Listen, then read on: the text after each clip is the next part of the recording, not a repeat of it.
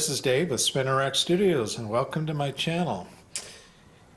And in this episode, we're going to start a new series called Tales of the Spinner Rack. You know, one of the difficulties about doing YouTube channels like this is, quite frankly, coming up with subject matters for the videos. I've done some original art videos and statute stuff, room tours, but you know, I don't do any speculation type videos. I'm just not into that. I'm a collector of comic books. I'm not an investor, and I'm not a speculator. I'm not trying to flip books or make a profit. I've been in love, a collector of comic books for the better part of my adult life. And while it's great to see values increase, you know, I don't buy comic books for investment purposes, and quite frankly, I hope I never have to sell my collection. And also, I don't do unboxings or, you know, or new comic book videos. There are plenty of channels that do that. I really don't collect a lot of new comic books. I continue to collect Spider-Man and also the Incredible Hulk because I've been collecting those for years. And now and then, you know, I'll give a try to some new titles that I hear, you know, are good from other collectors. But anyway, really my channel, as you probably have seen, is about vintage comic books. And recently I was watching Silver Age Dave's channel. I'm sure most of you who are watching this channel have probably run across Silver Age Dave's channel. And he was doing some deep dives into his collection, and I really found that interesting. They tend to be a little bit shorter videos. So what I thought is we would do a deep dive into my spinner racks, and what we would do is maybe stick with one side of a rack at a time. So anyway, here you see in front of you my gold key rack from probably the early 60s. I've mentioned that I enjoy this rack because it has kind of wider pockets. For the most part, I have silver and bronze age in this rack. A little bit of golden age, the late golden age era from probably like the early 50s will kind of sort of fit in here sometimes, and some of the pockets are a little bit wider than others. But anyway, so let's do that. Let's go ahead and start on this side and take a look at what I've got in the rack. Okay, I'm back, and I've taken all of the comics off of that one side of the rack you just saw, and I believe, if I counted correctly, there are 22 comic books. And actually the last 15 minutes or so I've been playing with lighting. For any of you who have shot videos of comic books, especially comics that are in Mylars, you'll know that the glare is just horrible. And so I've been spending the last 15 minutes, as I mentioned, trying to get good lighting here. And what I found is that the comic book has to almost be completely vertical. If there's much of a lean to it, then that's where you get the glare. So hopefully you'll get a good shot here. But anyway, so here is Thor 190, and it's a Hella cover. And I mentioned, I know in one of my initial videos, that Hella's kind of one of my favorite Thor characters. I find her costume to be very interesting, and especially her headdress on it. But here is a copy of 15 Center, and it appears that Odin has not been very happy with his children. All right, so now most of you probably recognize this. This is a seminal issue of Amazing Spider-Man 100, John Romita cover, and very classic cover. Classic Spider-Man pose, Spider-Man crawling. Just really love it. And that background, that black background with, you know, the white faces drawn in there, the white line work, it's just really unique and very cool book.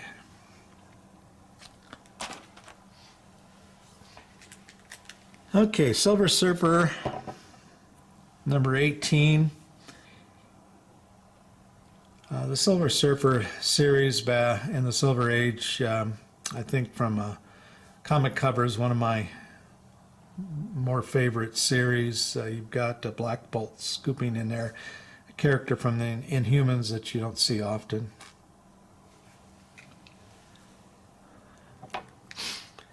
And by the way, I've mentioned before the rack, the gold key rack, primarily has Silver and Bronze Age in it. We'll see a few later Golden Age comics. So an early issue of Captain America, issue 109 from the Silver Age.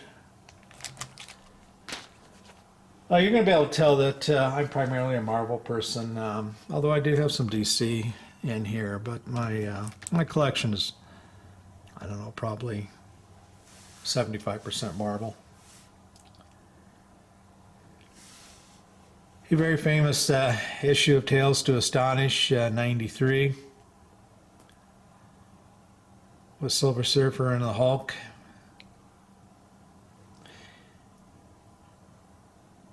This is one of those issues that overall it presents very nicely, and when I bought it, and I can tell you, I bought this at probably back in the early 80s at a Mile High store.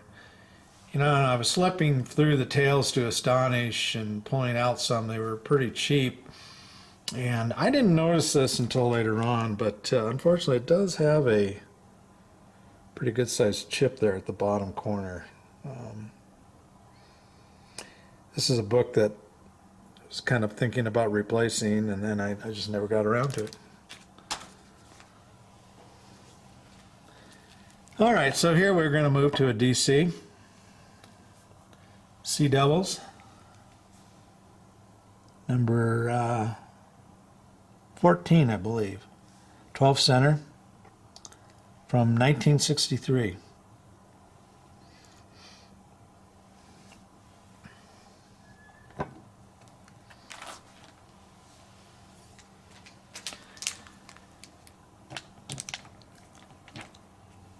Most of my horror-related covers are in my Halloween boxes. I've separated out for Halloween my horror covers and Halloween-related stuff, but I have kept a few monster books and horror covers out as part of my main displays.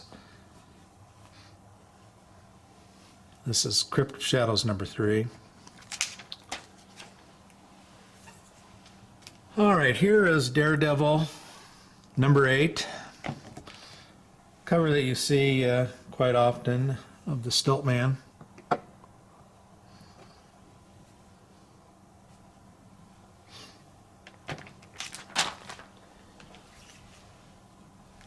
And I do have some Westerns mixed in. This is Rawhide Kid, 132.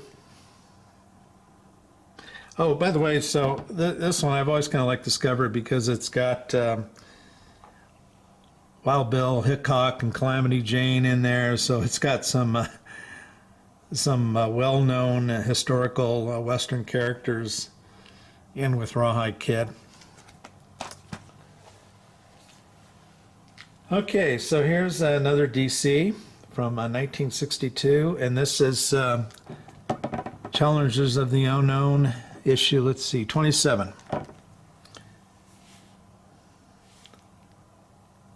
And got Volcano Man there, which is kind of an interesting character. I really like that cover.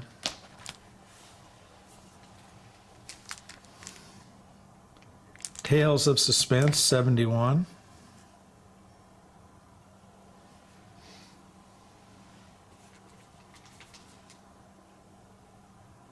Here's another Sea Devils, number 24.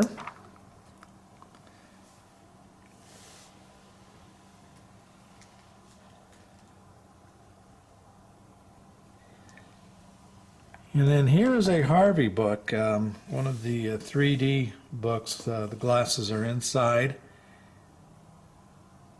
True 3D.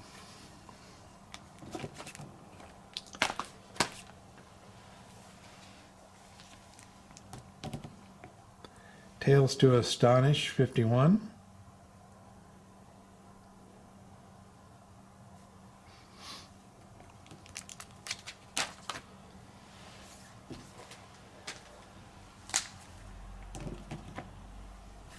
Amazing Spider-Man 54 with Doc Ock at it again. Doc Ock is probably my favorite Spider-Man villain. Green Goblin is probably would be considered his foremost villain, but for me, I'm more of a Doc Ock fan.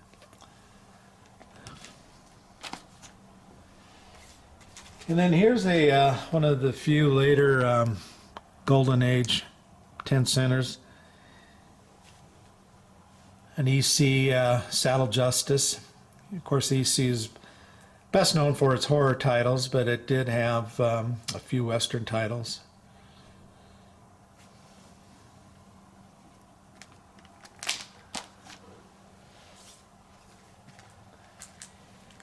And then here is Fantastic Four, number 50. And I'm sure you're all familiar with the Fantastic Four trilogy from 48 through 50, where it introduced the Silver Surfer and Galactus. Of the three, this cover tends to probably be the least favorite, from what I can gather. But the cool thing is it's got the largest drawing of Silver Surfer out of the three. So, classic cover. Now let's see here. Incredible Hulk, number 111.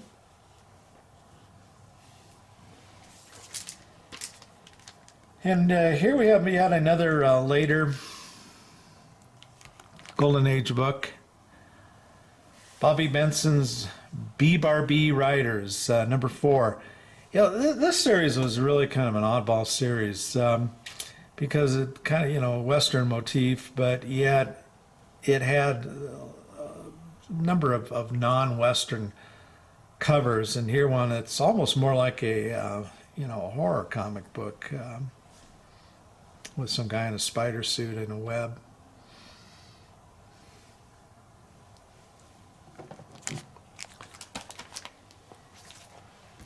And we're getting down to the last few.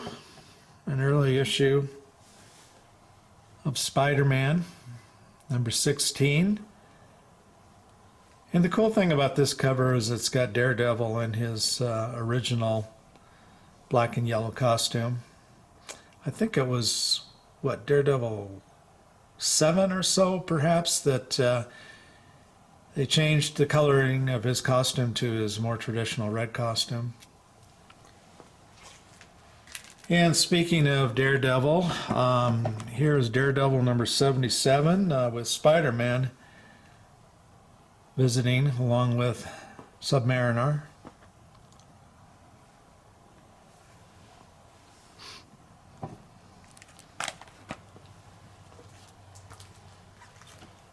And then here is Thor 148 with the Wrecker. Now the Wrecker had this magical crowbar, kind of a bit of a funny weapon, but much like, I guess, Thor's hammer. In fact, if I recall correctly, he could throw the crowbar and it would come back to him like Thor's hammer does. And then finally, Submariner number 6 with the Tiger Shark. I love this cover. Tiger Shark, I think, is an interesting character. He has an interesting costume. And so that concludes the first episode of Tales of the Spinner Rack. We've looked at one side of the gold key rack, and it's a 5-sided rack. So we've got 4 more sides of that rack, and then we'll look at some of the other racks. But anyway, I hope you enjoyed this deep dive into the racks, and until next time, take care.